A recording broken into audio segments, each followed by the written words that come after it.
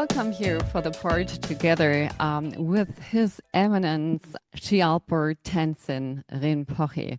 And welcome here in the show. Thank you. Nice to be here. Imagine a world where peace outweighs profit, where wisdom, compassion, and connection lead the way. His Eminence Shyalpa Tenzin Rinpoche, spiritual visionary and founder of the Universal Peace Forum, invites us into a future shaped by clarity, kindness, and consciousness. From Davos to Lumbini, from inner breath to global change, discover how transformation begins not with action, but with awareness. Welcome to the journey of peace through inner freedom. Welcome here in the show. I'm very happy to have you here. And any time we have would be too little. I remember very much and gratitude the time we had at the World Economic Forum. And I'm looking forward to seeing you very soon to drive the world together to make a better place. I would like to know a few things here to just give some glimpse to our listeners. What is one memory from your childhood that shaped your path toward inner peace? I do not remember much of my childhood. I do not know why. Maybe I also do not live in the past, and I do not try to condition anything. So particularly what I can say is that when I was a very young child, even though I was recognized as a holy reincarnated child, I was surrounded by elders whose love and care are much more unconditional than any kind of ordinary relationship they have with me. So being with them, I come to realize that frailty of human life and also importance of valuing the essence of our life and at a very young age. So that probably gave me a chance to see how we should take care of each other, how should we take care of everyone, how should we take care of those who are less capable, those who are in need.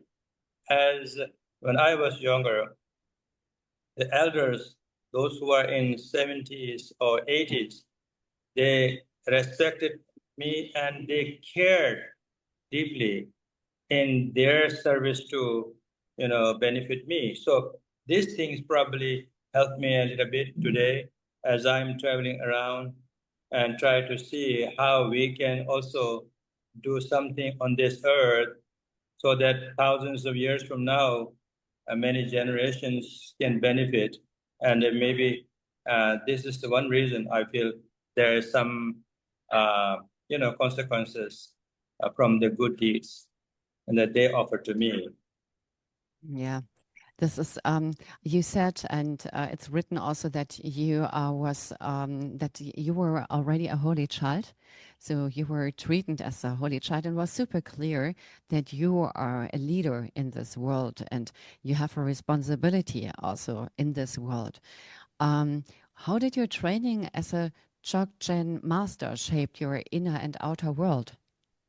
So that is very interesting because as we have it in our Himalayan tradition, when we are very young, even though people like me was recognized as very special, at the same time, when we were trained to study and philosophy and about humanity and about mind, about compassion, we are not treated like as somebody who knows everything already. Actually, we are even trained more vigorous than anybody else.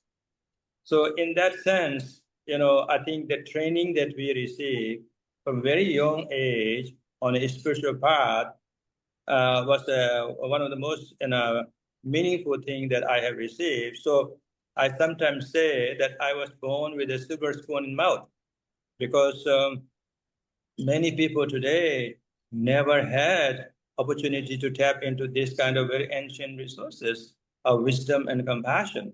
So this is one thing that helped me from very young age. Then as I was able to study in depth, and as I was able to research and as I was able to hear more teachings from great many masters, I was able to develop clarity in my mind, which is to say that we have opportunity to activate our intelligence in our daily lives. So my interest was very much started in that way. So what is the most profound thing that we can really dwell into and integrate into? So I found that Dzogchen teaching is the ultimate teaching, which is not just to play with our mind and thoughts, is to help us go beyond our mind so that we will be able to find inexhaustible essence, not exhaustible habituated experiences that are limited.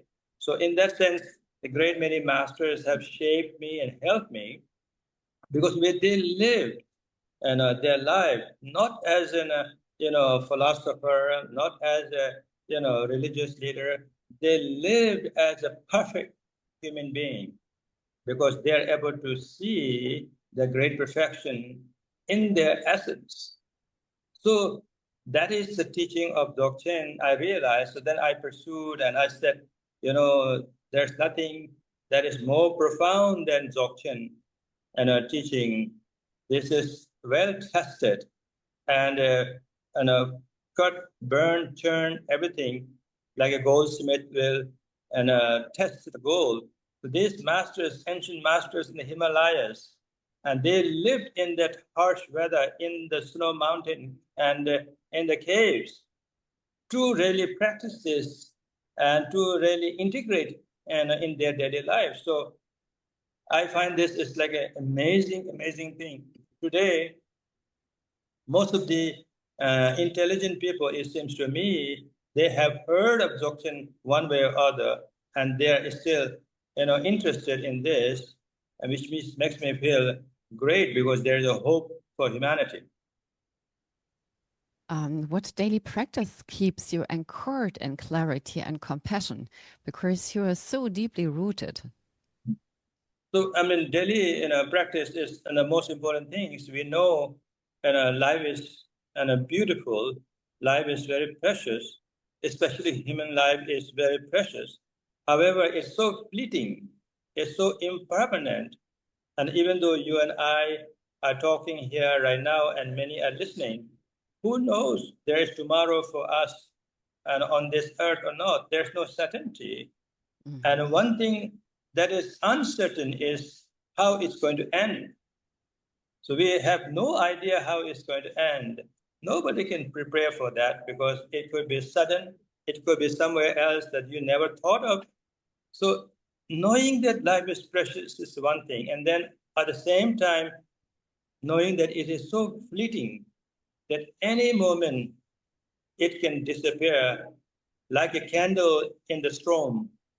Any moment that candle will be blown and you will left in the darkness. So here we have opportunity at this very moment to actualize our essence so that we find the true purpose of our life.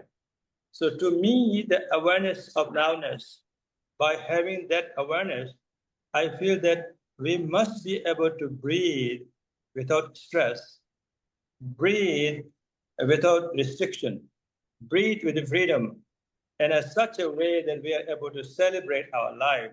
So this applies to everyone. Therefore, in my daily life, I remember and I always try to be aware that every breathing beings are same. Like I am interested in being free and really enjoy life and have no pain and suffering. Everybody is looking for the same thing.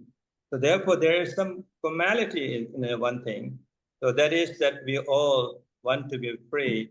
We all do not want to condition. We all want to celebrate our life. These things are to me very, very important. So I try to maintain this awareness and in my daily life. This is really wonderful how you said that. And you founded a kind of forum for this, also for bringing this peace to the world, more that the people understand it. What makes this Universal Peace Forum unique among other peace initiatives? The Universal Peace Forum is very unique because Universal Peace Forum realized that all humanity, all beings are the same as far as being able to achieve freedom to breathe peacefully. So, of course, other peace associations are related to some religious groups, some related to some political groups, some related to some social economic groups. But our Universal Peace Forum is not really confined to one group or other. Rather, this is the most inclusive organization that recognizes basic human rights and basic human responsibility. The basic human responsibility and human rights is to be able to breathe freely, breathe peacefully, so that you find inner peace, which will be able to help bring world peace. So this is not a religious group per se, not a political group, or not group that come from one nation or another. Rather, this is all-inclusive universal peace forum, which have never existed in the history of mankind. For thousands of years, many religious leaders have done many, many good things and brought peace in their own way. But they try to promote their own dogma, their own philosophy, so that they become territorial. So Universal Peace Sanctuary is empower each and everyone so that each and everyone enjoys sovereign wealth. That is their life to be able to breathe freely in this very moment. This is really wonderful. And I would like to know, what is your greatest hope for the next 10 years of the Universal Peace Forum? In next 10 years, I hope I will be able to complete the construction of Universal Peace Sanctuary, which we are 50% completed so far in UNESCO World Heritage Site in Lumbini. And that will be the headquarters for peace, where all the conferences and all the researches on the peace can happen. And through Universal Peace Forum, which is like a software to Universal Peace Sanctuary, I would like to be able to see that everyone is empowered to make sure that they are able to really enjoy the peace in this very moment. So that is why my message is, let's make peace more fashionable than war. Yeah. War, in a sense, not just Ukraine and Russia, and so on and so forth outside, but war within. We have our own discontentment, our greed, our attachment, our anger, our frustration. All these things are the war that we are really facing every day, everybody, no matter who they are. So we want to be able to create centers around the world that each is everyone volunteers to serve humanity in such a way. And through Universal Peace Forum, we are able to bring world leaders to sit down together and discuss and find peaceful solutions through dialogue, so that we all are same no matter who we are, as long as we are breathing. Therefore, it is our birthright to breathe freely, peacefully. Also, it is our responsibility to experience inner peace to establish world peace. So right now we are registering first Universal Peace Forum in Geneva. After we launch the Peace Forum in Davos, then we would like to create peace forums all over the world, and every human being become responsible to save this world, save ourselves, and save future generations, so that this is going to be a sustainable world through being aware of our existence. This is amazing, and if I could be part of it, I would love to be a part of it, to help you, support you in any ways of making the world a better place by finding from the inner peace to the outer peace, because this is a way. And we don't need to wonder if we have a word like this, if the people which are there at the tops are the ones which haven't found their inner peace. So thank you very, very much for sharing these words with us. It means a lot, and we need definitely a second series with you, and maybe we can talk then, of course, about the further progress of your Universal Peace Forums, where the people, the listeners, can also go and get some further insights.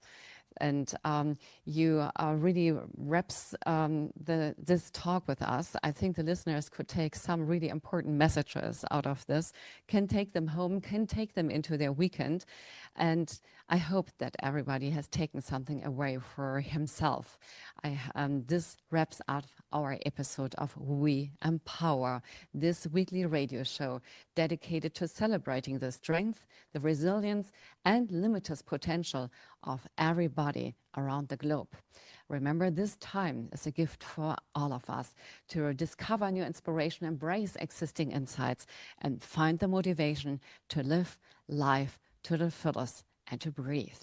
Don't hesitate to get involved. Thank you for being part of our community. And until next time, keep shining and empowering others. Together we rise, and with the words of His Eminence, find your inner peace to be able also to give it to the world outside.